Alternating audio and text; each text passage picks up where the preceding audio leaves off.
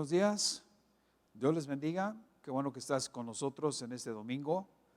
Doy gracias a Dios por la vida que te presta para escuchar su palabra y te invito ahí en tu casa, por favor, ahí donde estás, inclina tu rostro, vamos a hacer una oración, queremos hacer una meditación de la palabra de Dios.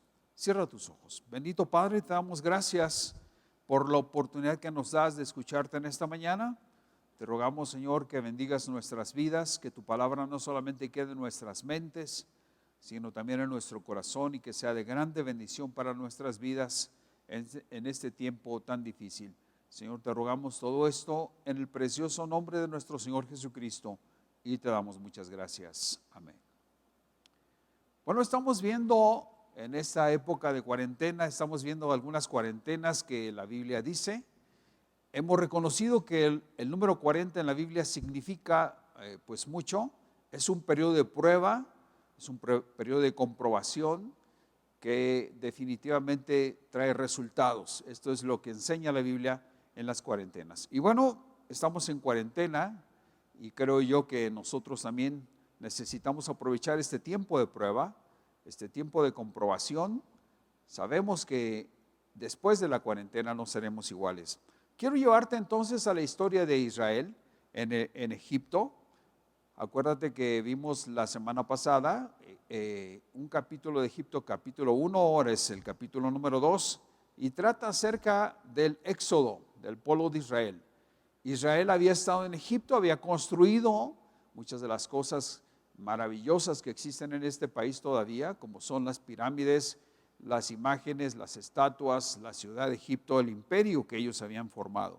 Y el pueblo de Israel es rescatado por el poder de Dios. Así es de que en esta ocasión vamos a hacer una meditación sobre el siguiente capítulo del éxodo del pueblo de Israel. Esta historia es muy antigua, aproximadamente tiene 1446 años antes de Cristo, y esta es la cuarentena que mencionamos, 40 años de peregrinaje en el desierto del pueblo de Israel. Números 32:13 dice: el Señor se encendió en ira contra Israel y los hizo vagar por el desierto 40 años, hasta que murió toda la generación que habían pecado. Y bueno, en esta ocasión vamos a revisar lo que es el paso del pueblo de Israel por el Mar Muerto. Esto es algo muy impresionante. Los israelitas, dice aquí la palabra de Dios, que partieron de Ramsés en dirección a Sucot, sin contar a las mujeres y los niños, eran unos 600,000 hombres a pie. En esa ocasión solamente se contaron los varones, pero considera, aparte de los niños, aparte de las mujeres, estos eran aproximadamente, en números redondos, unos 2 millones de personas. No es fácil desalojar 2 millones de personas de una ciudad. Así es de que vamos a revisar esto. Partieron de Ramsés, que está al norte, ahí en el esquema que tenemos. Pasaron a traer gente también de Sucot. Algunos más se agregaron de Pijajirot. Y bueno, llegaron hasta ese lugar, ¿verdad?, frente a lo que es el Mar Rojo. Así es de que el día de hoy está el pueblo de Israel en este lugar. Este es el recorrido que vamos a revisar en esta ocasión. Con ellos también salieron gente, como dice el versículo, de toda Laia. O sea, había gentes que no solamente eran israelitas, sino que eran otro tipo de gentes, otros prisioneros de guerra. Indudablemente entre ellos también había gente que quería escapar de la justicia de Egipto, y venían gente que era vagabunda y gente que era curiosa y que probablemente se prestaba la oportunidad para hacer un viaje, ¿verdad? Y entonces se juntó ahí, se metió entre las filas del pueblo de Israel. Acuérdate que esto ya fue en la noche, ¿verdad? Y entonces se confundieron con ellos. Era tan grande la multitud que era imposible revisarla. Y entraron en esta migración juntamente con el pueblo de Israel. Y como dice ahí, la Biblia dice, venía gente de toda Laia. Esta expresión hasta cierto punto denota gente sin tener por qué estar ahí, gente hasta cierto punto ociosa que iba o que iba huyendo de la justicia, y es considerada en la Biblia como gente de toda la haya en este lugar. Esta gente de toda la haya, como vamos a ver después, va a causarle problemas a Israel. Y esto lo tenemos en Números capítulo 11, versículos 4 y 5. Esta gente dice aquí en estos versículos, dice el populacho, o sea, la gente de toda la haya que iba con ellos, le vino un apetito voraz, dice, y también los israelitas entonces también se contagiaron, dice, y volvieron a llorar y dijeron, ¿quién nos diera carne? Como echamos de menos el pescado que comíamos gratis en Egipto. También comíamos pepinos y melones, puerros, cebollas y ajos. Esta gente estaba acostumbrada a las sensaciones, a las emociones, ¿verdad? Y entonces le causa ya problemas a Israel, viene quejándose con el pueblo de Israel y vuelve a llorar una vez más y vuelve a recordar lo de Egipto, pero exageran porque realmente en Egipto no comían pescado gratis, ni comían tampoco manjares aderezados con pepinos y con ajos y con cebollas. Ellos les tocaba una comida diferente totalmente, pero ellos exageran en esta murmuración y provocan problemas al pueblo de Israel en esta ocasión. Sentimos decir mucho esto, pero así sucedió. Ellos eran esclavos, recordemos, tenían ya 430 años sirviendo ahí a Egipto, eran como esclavos, tenían los trabajos de mayor riesgo, de mayor esfuerzo. A ellos les tocaban trabajos que no querían hacer los egipcios. Ellos no tenían protección civil que ahora nosotros conocemos. Ellos asumían los trabajos más peligrosos, repito, y bueno, estaban ahí como siervos, como esclavos verdaderamente, bajo el látigo de Egipto. Ahí estuvieron esos 430 años. Los israelitas habían vivido 430 años, precisamente el día en que se cumplían los 430, dice, todos los escuadrones del Señor salieron de Egipto. Entonces, en esa noche, ¿sí?, me llamó la atención este versículo porque en esa noche desfilaron por las calles de Ramsés, de Sucot y de Piahirot. Todos los israelitas de alguna manera escaparon de la esclavitud durante toda esa noche. Dice este versículo que el Señor estaba ahí presente. Dice, aquella noche el Señor la pasó en vela para sacar de Egipto a los israelitas. Por eso también las generaciones futuras de los israelitas deben de pasar esa noche en vela en honor del Señor. Los judíos hasta la fecha recuerdan esa fecha, esa fiesta de la Pascua de la Libertad, y pasan en vela el transcurso de esa noche.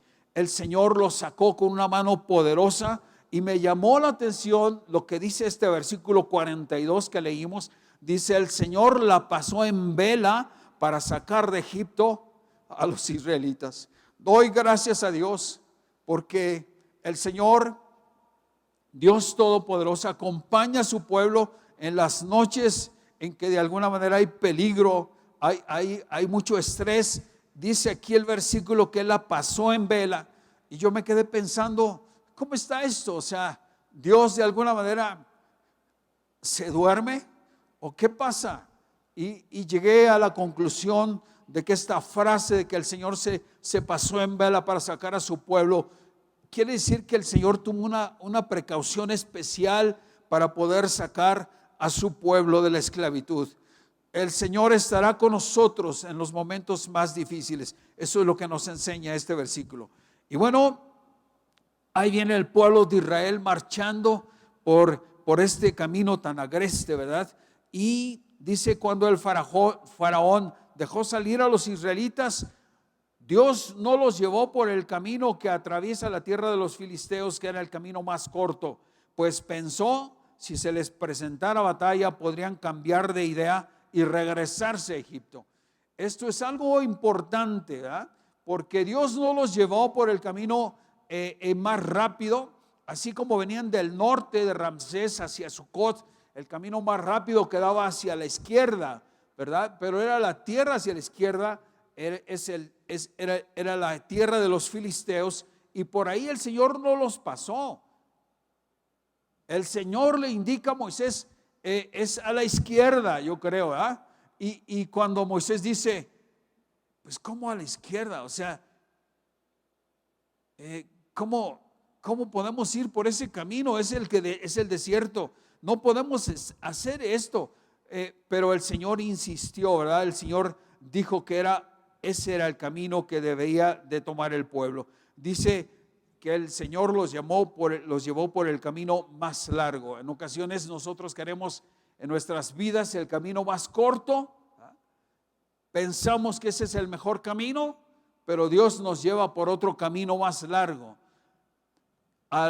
En versículos que continúa en el pasaje, vamos a ver que Dios tiene razones específicas por las cuales nos indica el camino más largo.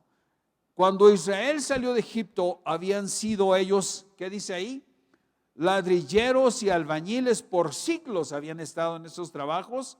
No habían sido guerreros como los filisteos. Y anoté ahí, cuando la gente sale de la esclavitud del pecado, necesita ser capacitada para su lucha espiritual. Recuérdate, Israel no había tocado las armas, tenían prohibido los esclavos tocar las armas de Egipto. Así es de que los israelitas en esa ocasión no sabían manejar armas. Ellos sabían lo que es la pala, lo que es el asadón, lo que es la cuchara de albañil, y esos eran sus trabajos, eran albañiles. Israel no podía entrar en conflicto con los filisteos. Indudablemente los filisteos iban a hacer una masacre de ese pueblo. Así es de que el Señor le indica el camino más largo a Israel. En su sabiduría sabía que era lo correcto. Si los confrontaba directamente con los filisteos, iban a perder cualquier batalla. Ellos habían improvisado lanzas, como sabemos en el Éxodo, pero no eran armas de guerra como tales, eran hechas de palo. No había tiempo para haber armado a ese pueblo, ni tampoco tiempo para haberlo entrenado en la lucha. Así es de que Dios tiene siempre, recuerda, el camino perfecto. Cuando tú te pones en sus manos, entonces Dios indica el camino perfecto para tu vida. Ellos tenían que pasar por todo un proceso de entrenamiento y de madurez. Y en ocasiones esto sucede en la iglesia. La iglesia recibe gente nueva, sale de la esclavitud de Egipto, que es el mundo, viene a la iglesia y no la podemos inmediatamente meter en la lucha, meter en la confrontación con el diablo, los demonios, el mundo y su carne. Necesitamos hablar con ellos, necesitamos permitir que nos permitan más bien ellos enseñarles la palabra de Dios, enseñarles la fe y adiestrarlos para las luchas espirituales. Así es de que esta gente tuvo que tomar el camino más largo y desfilan entonces por un camino en medio de peñascos y de montañas que hay ahí. Y dice, por eso el Señor les hizo dar un rodeo por el camino del desierto en dirección al Mar Rojo. Los israelitas salieron de Egipto en formación de combate. Y los tenemos entonces cruzando un camino agreste en medio de montañas y rumbo al Mar Rojo. Esto es lo que el Señor les había indicado. Dios los conduce por el camino más largo porque tenía 3 propósitos en mente que cumplir. Número 1, los egipcios iban a ser ahogados en el Mar Rojo. Número 2, los israelitas iban a ser humillados y puestos a prueba en el desierto, como dice Deuteronomio 8:2. Y 3, los israelitas recibirían ahí leyes, ordenanzas, iban a sellar pactos e iban a ratificar el pacto original que traían ellos. Estos 3 motivos entonces hacían que Dios los llevara por un camino más largo. Dios tenía que hacer tratos especiales con su pueblo. No estaban capacitados todavía para esas luchas. Y me puse a pensar esto, cuando Dios nos indica un camino más largo, no es de una manera ociosa. A veces Dios no te puede entregar todo el dinero que Él quisiera, Todas las empresas que tú has soñado no te las entrega inmediato, porque probablemente no le vas a pagar el diezmo, no le vas a devolver el diezmo, no le vas a dar ofrendas, te vas a enorgullecer, vas a pensar que tú lo puedes todo.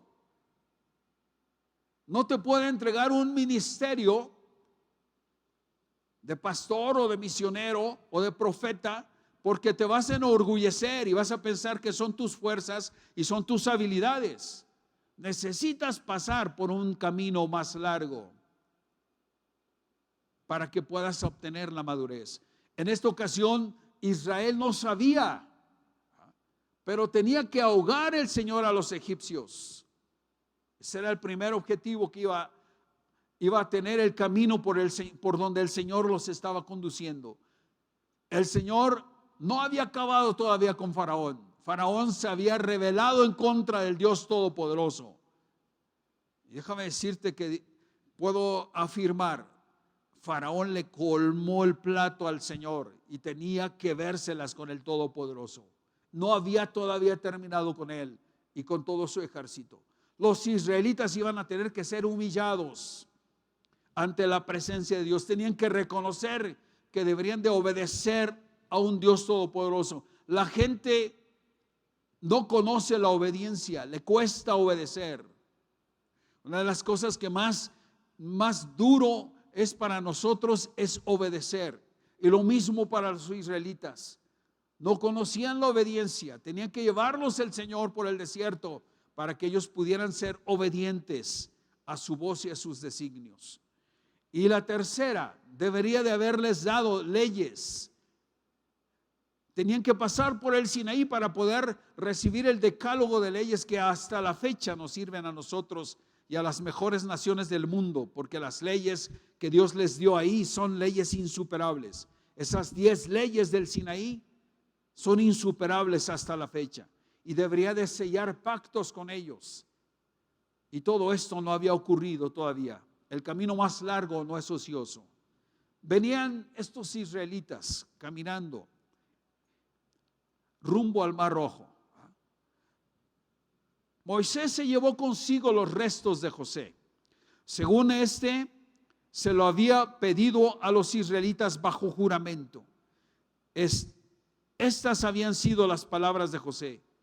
Pueden contar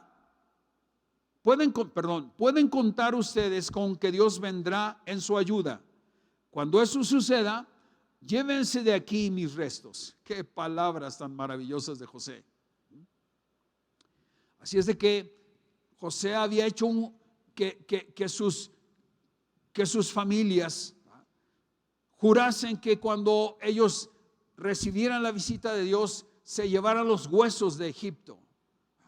Recuerda que José llegó alrededor de unos 450 años antes de lo que ellos estaban ahí.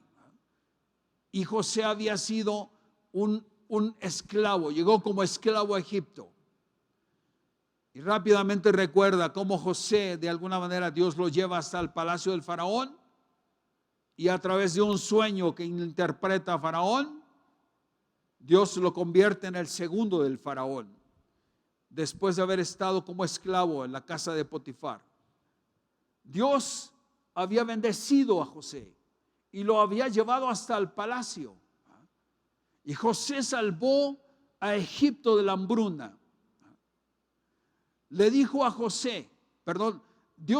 a José el sueño del faraón y se lo interpretó y le dijo: vienen sobre Egipto 7 años de abundancia, donde todo tiene que ser almacenado y se tiene que cuidar. Viene sobre Egipto 7 años en donde nosotros podemos almacenar todo lo que más se pueda, pero vienen 7 años de escasez. Eso es lo que significan las primeras 7 vacas gordas que se comían después a las 7 vacas flacas. Lo mismo las espigas gruesas y robustas que se comían a las espigas frágiles y quebradizas. Eso es lo que significa tu sueño, faraón. Así es de que el faraón lo convierte en el segundo amando de Egipto, y José entonces salva a Egipto de la hambruna. Había un gran recuerdo en el pueblo que estaba ahí, de lo que había pasado con sus antepasados. Algo que me llama la atención es que el pueblo de Israel siempre recuerda su pasado. Esto es algo que empuja hasta el día de hoy a este maravilloso pueblo. No se habían olvidado de que José había salvado a Egipto, de que ellos habían llegado ahí, pero eran extranjeros. Ya habían pasado 440 años, 43 para ser exactos, y ellos no habían olvidado de lo que había pasado con José. Ellos tenían muy en mente de qué tribu eran, quién era su padre, quién era su madre, cuáles eran sus principios. Ellos eran hijos de Abraham, de Isaac, de Jacob, de José, y de alguna manera ellos sabían cuáles eran sus antecedentes. Esto es algo importante para nosotros como cristianos. Nosotros vagamos en este desierto, si es posible decirlo, pero tenemos un recuerdo de nuestros antepasados. Sobre nuestros hombros cargamos no los huesos, pero sí los recuerdos, como un memorial de lo que ellos nos enseñaron. Muchos de los que estuvieron aquí en esta casa el día de hoy no están ya con nosotros, pero guardamos su memorial, guardamos sus recuerdos, guardamos el temor que nos han inculcado de un Dios todopoderoso que estaría siempre con nosotros. Cuando José murió, fue sepultado en gloria en Egipto, pero a él no le importaba la memoria de Egipto, no le importaba la memoria del mundo. José sabía que él tenía un destino mejor, que se le había profetizado y que se le había dicho a su padre Abraham, y él esperaba mejores cosas todavía. Así también nosotros, cuando nosotros partamos de aquí, nosotros sabemos que tenemos un destino mejor que el que tenemos actualmente. Dale un fuerte aplauso al Señor por lo que el Señor tiene preparado para nosotros. Fíjate lo que dice el versículo. Déjame detenerme un poquito más. Dice el Éxodo capítulo 13, versículo 19. Al terminar dice: pueden contar, les dijo José, pueden contar ustedes con que Dios vendrá en su ayuda, y cuando eso suceda, llévense de aquí mis huesos. Y esa es la indicación que nosotros tenemos de parte de nuestros antepasados. Ellos también nos han dicho lo mismo. Sus recuerdos laten no solamente en nuestro cerebro, sino en nuestro corazón. Ellos nos dijeron antes de partir: busquen a Dios. No hay mejor cosa que el temor de Dios en tu corazón. Cuando ellos se han despedido de nosotros, nos dejaron un memorial y nos dijeron: no hay cosa mejor que el temor de Dios en sus corazones. Hemos despedido a nuestros patriarcas nosotros, pero tenemos en mente ese temor que Dios hizo que se sembrase en nuestros corazones. Tenemos problemas ahora con esto del COVID-19, pero vuelven a sonar las palabras como las que dijo José: podemos contar con que Dios va a estar con nosotros, y tenemos un destino mejor todavía que el que hemos tenido. José sabía que su pueblo, José sabía que Dios había prometido un futuro glorioso para su pueblo. No quería permanecer en Egipto cuando se cumpliese la promesa. Nosotros también, recordemos, tenemos un futuro glorioso que nos espera. Los israelitas partieron de Sucot y acamparon en Etam, donde comienza el desierto. De día el Señor iba al frente de ellos en una columna de nube para indicarles el camino. De noche los alumbraba una columna de fuego. De ese modo podía viajar de día y de noche.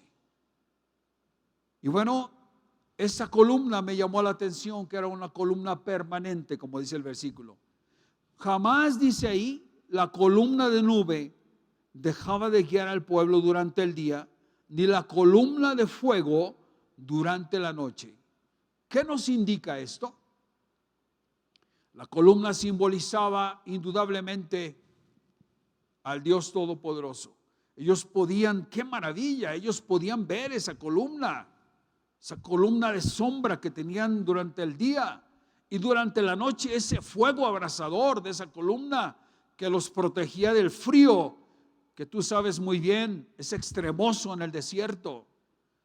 El desierto es extremo en calor y extremo en frío, pero esa columna les brindaba no solamente luz durante la noche, sino abrigo también.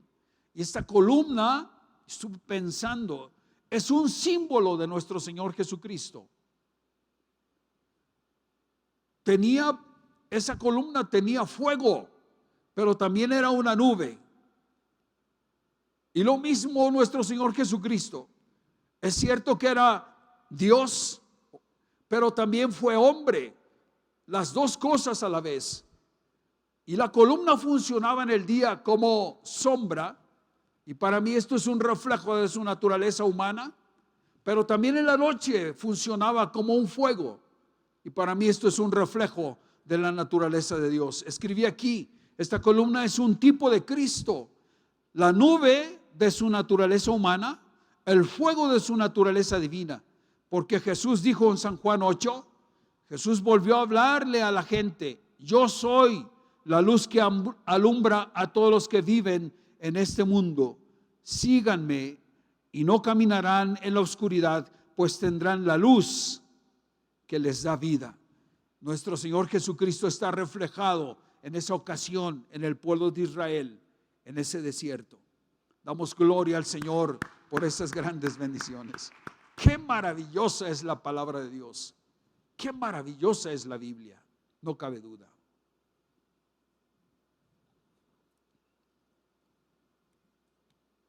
El pueblo de Israel sigue en su camino, y el Señor le habló con Moisés y le dijo: ordénales a los israelitas que regresen y acampen frente a Piahirot, entre Migdol y el mar, que acampen junto al mar frente a Balsefón. El faraón va a pensar que los israelitas andan perdidos en esa tierra. El desierto los tiene acorralados, pensaría faraón. Déjame explicarte esto. Ellos entran en un cañón, por así decir. De un lado tienen, te lo voy a decir parafraseado, tienen a Piahirot de un lado, del otro lado está otra montaña que es Migdol. Están frente al mar, y del otro lado está Balsefón. Eso es lo que, parafraseando estos 3 versículos del capítulo 14, eso es lo que quieren decir. De un lado está Piahirot, del otro lado está Migdol. Enfrente tienen al mar, atrás tienen Egipto, atrás viene a Faraón con su ejército, y enfrente tienen el mar. Del otro lado del mar está Balsefón. Es lo que quiere decir todos estos lugares que acabamos de leer. Bueno, como te dije, aquí está el mapa. Vienen del norte, vienen viajando hacia el sur, y pasan por Ramsés. Algunos autores dicen que se juntaron algunos más de Sucot y llegan de Pitón, llegan a Sucot, y el lugar, como dijimos al principio, en lugar de tomar hacia la izquierda, el Señor les dice: no, bajen hacia la derecha, hacia el desierto. Y bueno, están los lugares ahí en forma gráfica. El Señor endureció el corazón de Faraón. Recuerda, Dios todavía no terminaba con este rebelde. Y dice aquí estos versículos: yo por mi parte, dijo el Señor a Moisés, yo por mi parte endureceré el corazón del Faraón para que él los persiga. Voy a cubrirme de gloria a costa de este necio y de este soberbio y de todo su ejército, y los egipcios sabrán que yo soy el Señor. Así lo hicieron los israelitas. Bajaron entonces. Cuando el faraón se enteró de esto, él inmediatamente tomó cartas en el asunto. Dice: y cuando el rey de Egipto, se enteró de que el pueblo se había escapado, tanto él como sus funcionarios cambiaron de parecer en cuanto a los israelitas y dijeron: ¿qué hemos hecho? ¿Cómo pudimos dejar que se fueran los israelitas y abandonaran su trabajo? Lo que les importaba era su servidumbre, no la comodidad de este pueblo. Así es de que él mismo unció su carro de guerra y alistó su ejército.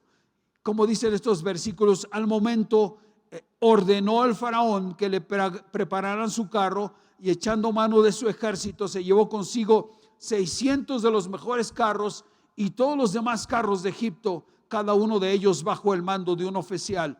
Iban a perseguir obstinadamente al pueblo de Israel. Y bueno, aquí lo tenemos persiguiendo al pueblo de Dios. El Señor endureció el corazón del faraón, rey de Egipto, para que saliera en persecución de los israelitas, los cuales marchaban con un aire triunfal todavía. Pero todo el ejército del faraón, caballos, carros, jinetes y tropa de Egipto, salió tras los israelitas y les dio entonces alcance.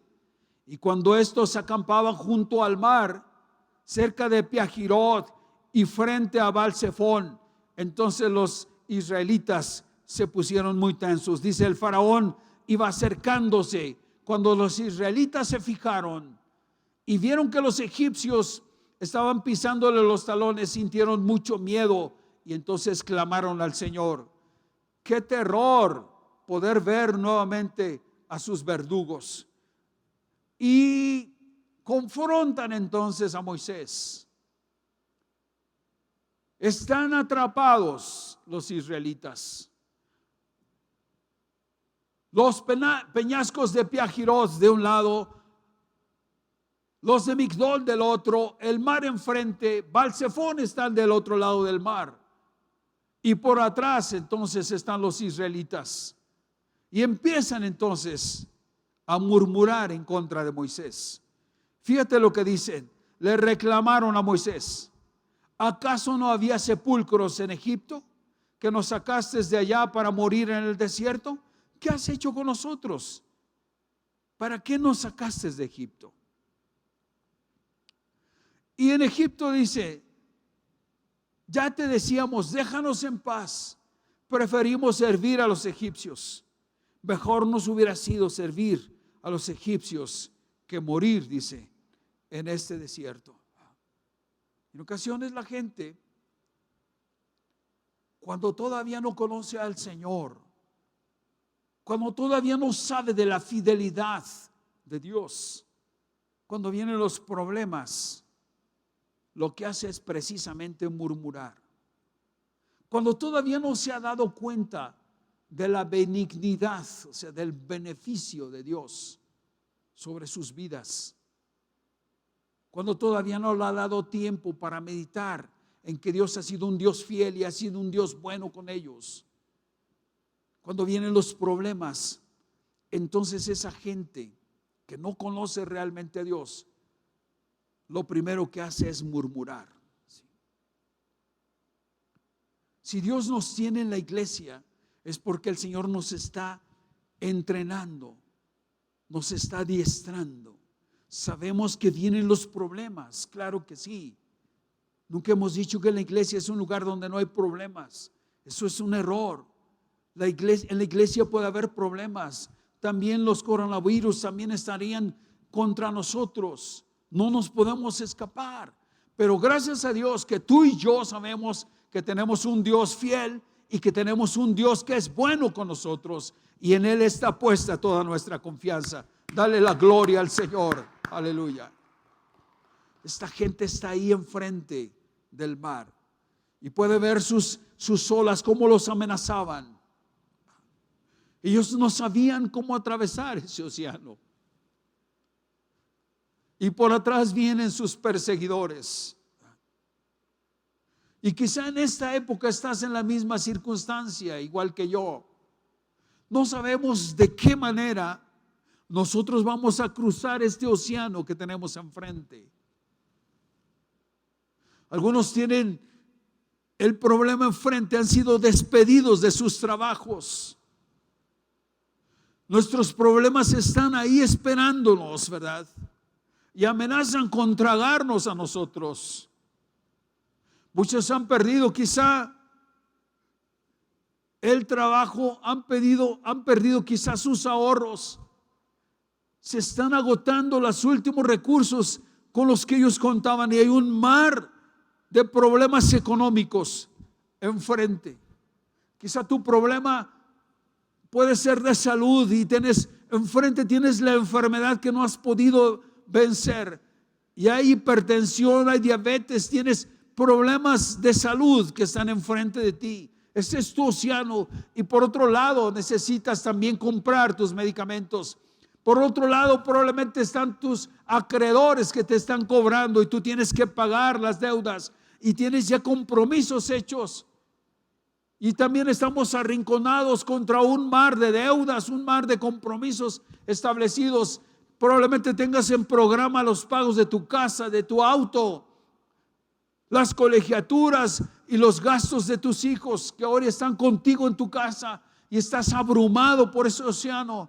Y atrás están los compromisos pendientes que tienes que cumplir. Tus acreedores te están cobrando. Este pueblo estaba en aprietos, pero desgraciadamente todavía no conocían bien a Dios. Las 10 plagas que habían pasado en Egipto, podemos decir nosotros, los hubieran entrenado para poder reconocer que hay un Dios todopoderoso. Ellos habían visto cómo los egipcios gemían por sus primogénitos y cómo de alguna manera Dios los había librado a través de la sangre. Y en lugar de ponerse a darle gracias a Dios, en lugar de reconocer la majestad de Dios, la benignidad de Dios, ellos empezaron a hacer murmuración. Y es que siempre es más fácil murmurar que hacer algo constructivo. En vez de recordar los milagros que Dios había hecho con ellos en el pasado, empezaron a murmurar. Déjame decirte, la gente débil espiritualmente hablando murmura ante la presión del trabajo o los problemas. La gente que no conoce a Dios, la gente que todavía no sabe de la fidelidad de Dios, la gente que todavía no alcanza a razonar que tenemos un Dios fiel, que tenemos un Dios todopoderoso, cuando vienen los problemas, empiezan entonces a murmurar. No son capaces de trabajar. La gente débil espiritualmente hablando nos causa problemas, nos causa murmuración. No es capaz de asumir un trabajo, una responsabilidad en la iglesia. Solamente son cristianos que llegan para poder disfrutar de emociones, disfrutar de sensaciones, pero no son cristianos que pueden llegar a tener compromisos.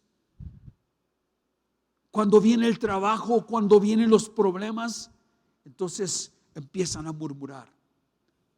Yo espero que tú y yo, en lugar de hacer eso, cuando tengamos problemas y cuando tengamos trabajo en la iglesia, confiemos en un Dios que es Dios todopoderoso, capaz de suplir todas nuestras necesidades y sacarnos adelante. Dale un fuerte aplauso al Señor.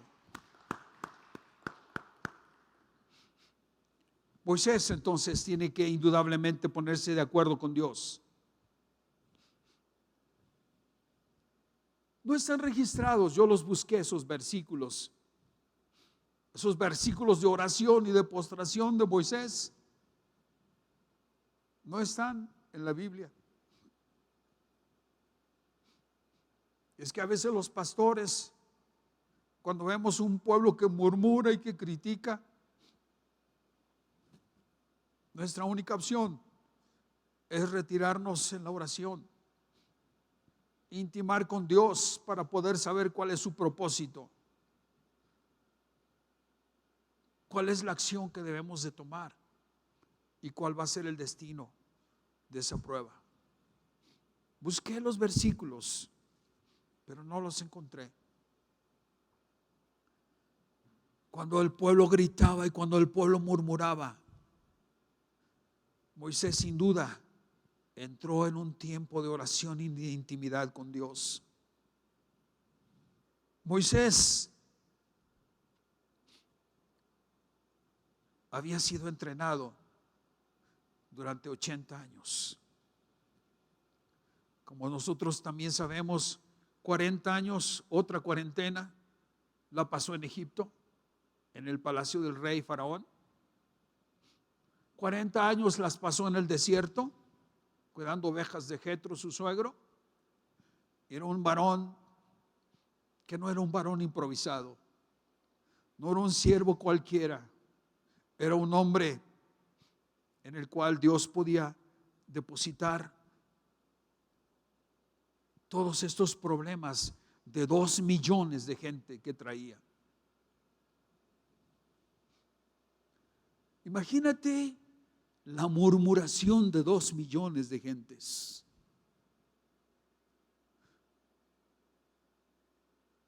Pocas veces o quizá nunca se ha llegado a encontrar un espectáculo igual como el que Moisés estaba presenciando. Dignos para correr a los pies de su Señor y postrarse y decirle: Señor, ¿qué vas a hacer en esta ocasión? Señor, es correcto todo lo que estamos haciendo. ¿Qué camino vamos a tomar? Como muchas ocasiones algún siervo del Señor ha tenido que retirarse del murmullo, de la crítica, el murmullo de la calumnia, para irse y postrarse ante Dios y decirle: Señor, si soy yo el correcto, si soy yo el llamado, ¿qué vas a hacer ahora, Señor? Dependo totalmente de ti. Moisés, yo creo que tuvo momentos de ese tipo en esta ocasión. Al fin entendemos que Dios contesta y le da 3 indicaciones. La primera le dijo: no tengan miedo, les respondió Moisés. Mantengan sus posiciones, que hoy mismo serán testigos de la salvación que el Señor realizará en favor de ustedes. A esos egipcios que hoy ven, jamás los volverán a ver. La primera indicación, acuérdate, no tengan miedo. Y el Señor en este día te dice también allá en tu casa: no tengas miedo. La primera indicación que Dios te da en este día es: no tengas miedo. Cuando nosotros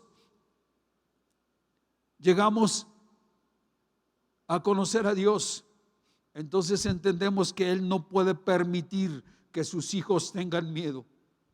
Si nosotros somos buenos padres, como el Señor dijo, tenemos uno mejor todavía, que es nuestro Padre Celestial. El Señor dijo: si ustedes, siendo malos, hablándoles a los padres, saben dar buenas dádivas a sus hijos, cuanto más mi Padre Celestial dará buenas cosas a los que se las piden. La primera indicación: no tengan miedo. Esta es una frase que vas a encontrar varias veces en la Biblia. Cuando Moisés estaba frente a la tierra prometida, volvió a decir lo mismo. Miren, el Señor su Dios les ha entregado la tierra. Vayan y tomen posesión de ella, como les dijo el Señor, el Dios de sus antepasados. Y repitió la frase: no tengan miedo ni se desanimen. La primera indicación que Dios te da es: no tengas miedo. Toma las precauciones que dabas de tomar, pero no vivas con miedo. El pánico no es para los cristianos. La segunda indicación que Dios da en esta ocasión es: quédense quietos. Ustedes, dice Moisés ahí, quédense quietos, les dijo el Señor, que el Señor presentará batalla por ustedes. Queridos amigos, las batallas más difíciles de la vida no las resuelven los hombres, las resuelve el Todopoderoso. Y la mayor parte de las veces nos da las indicaciones que le dio al pueblo de Israel. Número 1, no tengan miedo. Número 2, quédense quietos. ¿Qué puedes hacer tú? ¿O qué puedo hacer yo contra el coronavirus? Ellos estaban con el temor de un enemigo que veían, pero nosotros estamos de alguna manera bajo el acoso de un enemigo que no vemos, como son los virus que ahora tenemos en esta pandemia del COVID-19. No vemos a nuestros enemigos, son invisibles. Pero el Señor te dice en este día, no tengas miedo. Número 2, quédate quieto, que el Señor presentará batalla por nosotros. Dale un fuerte aplauso al Señor Jesús por sus bendiciones. Alguna ocasión, si tú te pones a revisar la Biblia, vas a encontrar esta frase varias veces.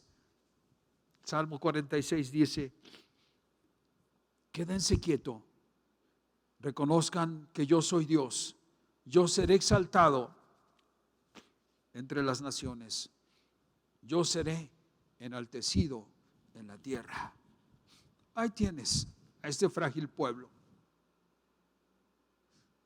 entre los peñascos de Pijajirot y Migdol, totalmente indefensos, aparentemente perdidos. Pero el Señor le dijo a Moisés la siguiente frase: pónganse en marcha. Pero el Señor le dijo a Moisés, dice el versículo, ¿por qué clamas a mí? Ordena a los israelitas que se pongan en marcha. Y tú levanta tu vara, extiende tu brazo sobre el mar y divide las aguas para que los israelitas lo crucen sobre terreno seco. Esa es la tercera indicación. Pónganse en marcha. Esta respuesta de parte de Dios, ¿por qué clamas a mí? ¿Verdad? La debemos de interpretar como ya he aceptado tu oración, ya me puse de acuerdo contigo. Moisés tiene algo más que hacer entonces, además de estar orando. Tiene que mandar a las huestes de Israel que marchen al frente. Hay ocasiones en que ya Dios te da la respuesta a tu problema, ¿sí?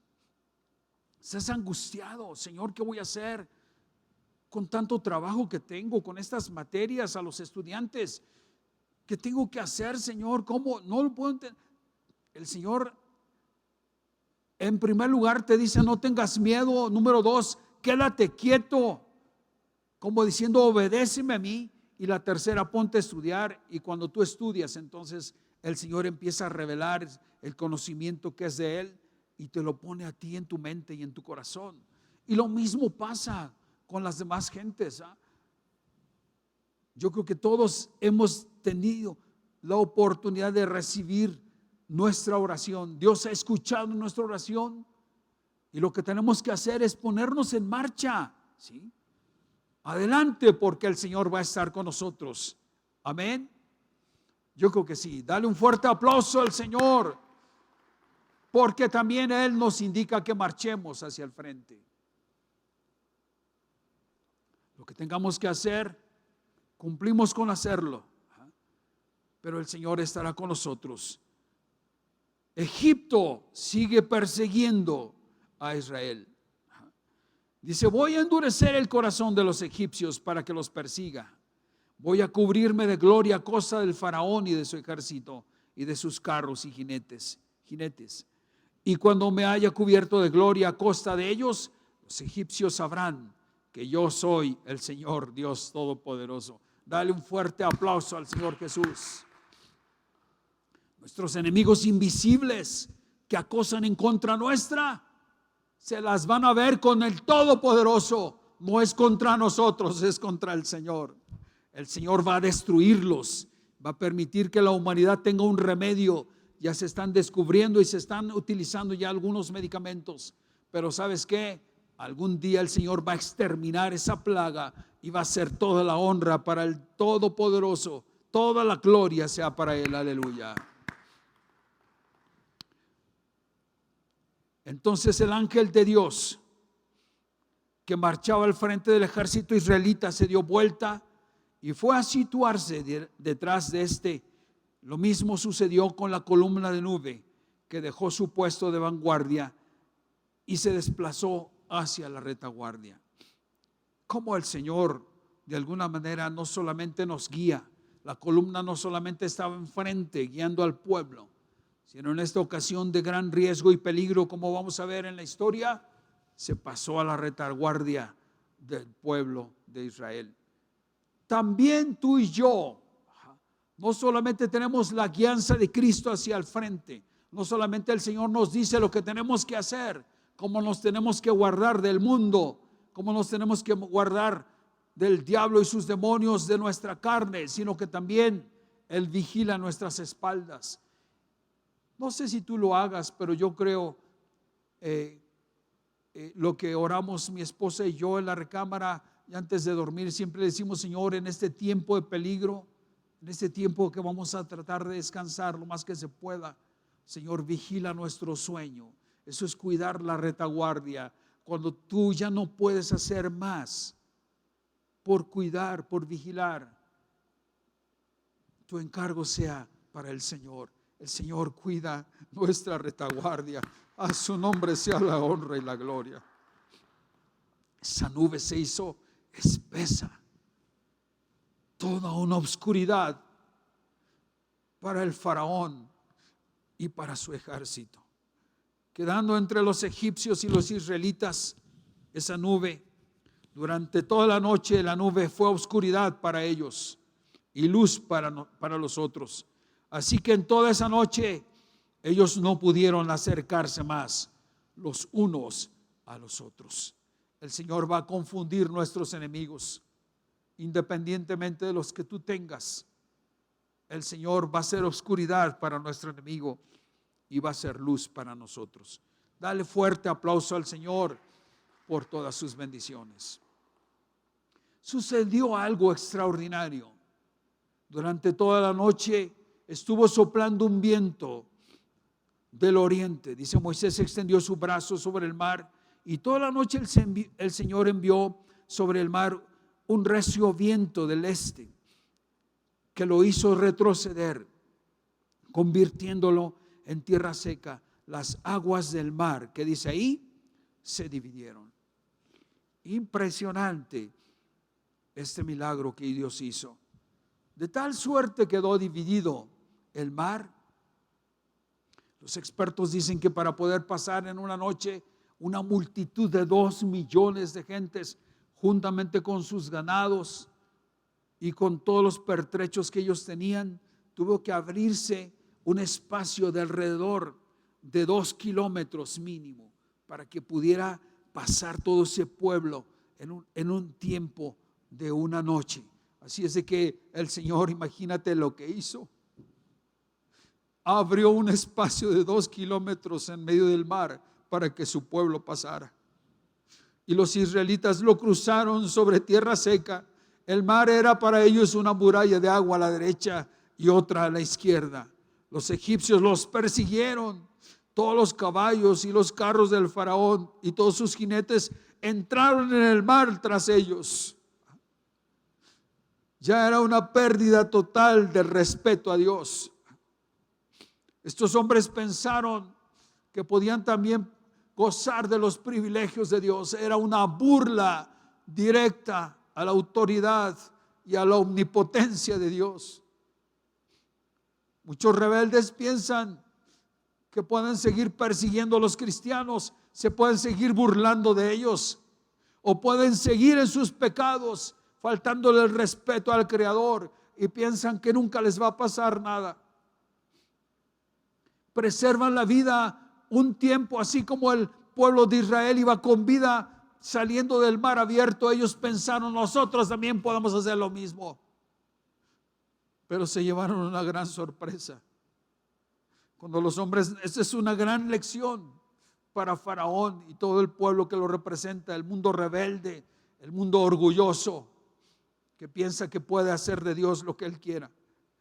Estaban ocupando su milagro de la vida que le daba a Israel.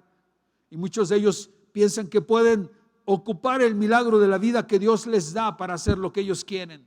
Y eso es lo que hizo precisamente el faraón y su ejército. Los israelitas lo cruzaron sobre tierra seca y el mar era para ellos una muralla de agua a la derecha y otra a la izquierda. Los egipcios los persiguieron. Todos los caballos y los carros del faraón y todos sus jinetes entraron en el mar tras ellos.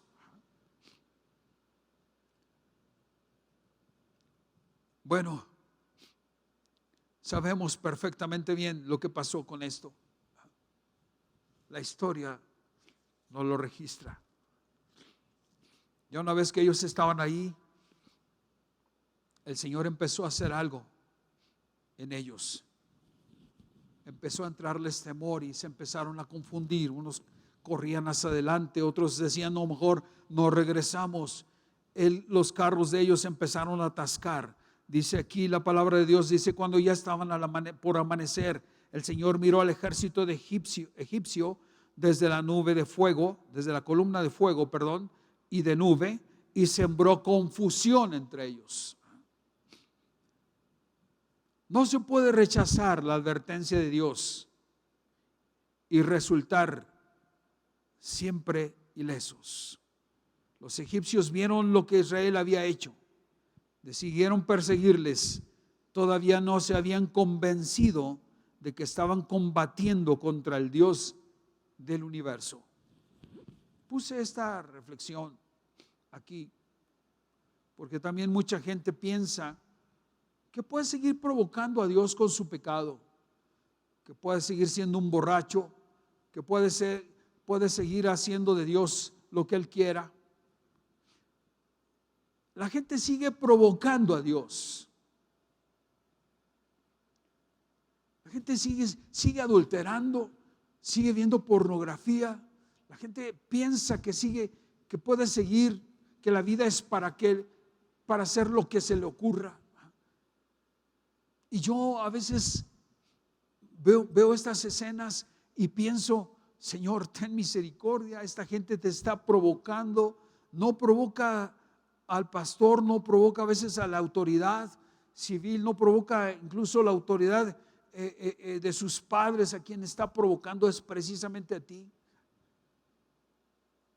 ¿Cuántas veces hemos visto esto con la gente que llega a la iglesia y en ocasiones otra vez se va al mundo y otra vez regresa y otra vez se va? Decimos, ¿cómo es posible? La gente está provocando la fidelidad y la benignidad de Dios. Y esto fue precisamente, esta escena precisamente me refleja eso. Dios entonces empieza a hacer juicio contra estos hombres y empieza a provocar que sus carros se desbaraten y que sus ruedas se atasquen, como dice el versículo 25 del Éxodo 14. Hizo que las ruedas de sus carros se atascaran, de modo que se les hacían muy difícil avanzar. Entonces exclamaron los egipcios, alejémonos de los israelitas, pues el Señor está peleando con ellos y contra nosotros. Es demasiado tarde. Ya era demasiado tarde. Sí. Dios ya había desatado juicio contra ellos. Querido amigo, si tú estás escuchando esta plática, yo te invito a que tengas la pericia de ver que todas las pruebas que han sucedido en tu vida, Dios de alguna manera las ha permitido para hacerte reaccionar. No puedes seguir provocando al Dios Todopoderoso sin límites. No puedes al final salir ileso. Vas a sufrir las terribles consecuencias que esto tiene. Y eso sucedió con este ejército. Entonces fíjate lo que pasó. El Señor le dijo a Moisés, extiende tu brazo sobre el mar para que las aguas se vuelvan contra los egipcios y contra sus carros y contra sus jinetes. Llega un momento en que no queda otro fin más que el juicio de Dios. Y Faraón entonces, asombrado, sabiendo que ya no se puede burlar más de Dios, ahora sí ve su vida amenazada. Moisés extendió su brazo sobre el mar y al despuntar el alba, el agua se volvió a su estado normal y los egipcios en su ida se toparon con el mar y así el Señor los hundió en el fondo del mar. Qué terrible ha de haber sido presenciar todas esas escenas. Los israelitas asombrados estaban al ver lo que acontecía. Los hombres ahora sí querían escaparse del juicio de Dios. Quiero hacer un paréntesis aquí.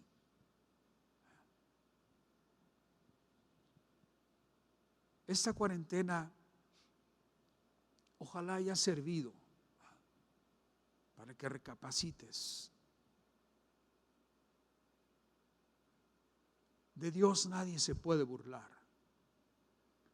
No importa el dinero que tengas, no importa la fama que tú tengas o lo brillante, inteligente, intelectual que tú seas. Déjame decirte algo, de Dios nadie se burla. Esta pandemia, si algún resultado bueno yo lo he visto como pastor, es que ¿sabes qué? Ante Dios los ricos y los pobres son lo mismo. Ante Dios los famosos y los desconocidos también. Los sabios y los ignorantes son lo mismo para Dios. Lo único que Dios aprecia es el respeto, la veneración y la obediencia que tú tengas para Dios. Si te toca vivir en esta cuarentena, yo espero que tú recapacites. Una y otra vez Dios ha estado hablando tu vida, pero ¿sabes qué? Va a llegar un momento en que Dios traza una raya y entonces viene el juicio de Dios sobre la vida de los hombres. Estos hombres habían alcanzado el límite y Dios entonces ahora tiene que ejecutar un juicio. Al recobrar las aguas su estado normal, se tragaron a todos los carros y jinetes del faraón y a todo el ejército que había entrado al mar para perseguir a los israelitas. Y dice ahí, ninguno de ellos quedó con vida.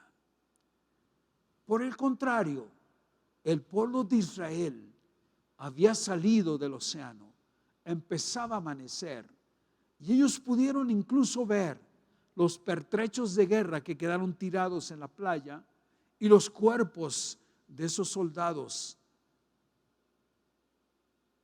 rebeldes y obstinados que los perseguían quedaron tirados, como dice el versículo.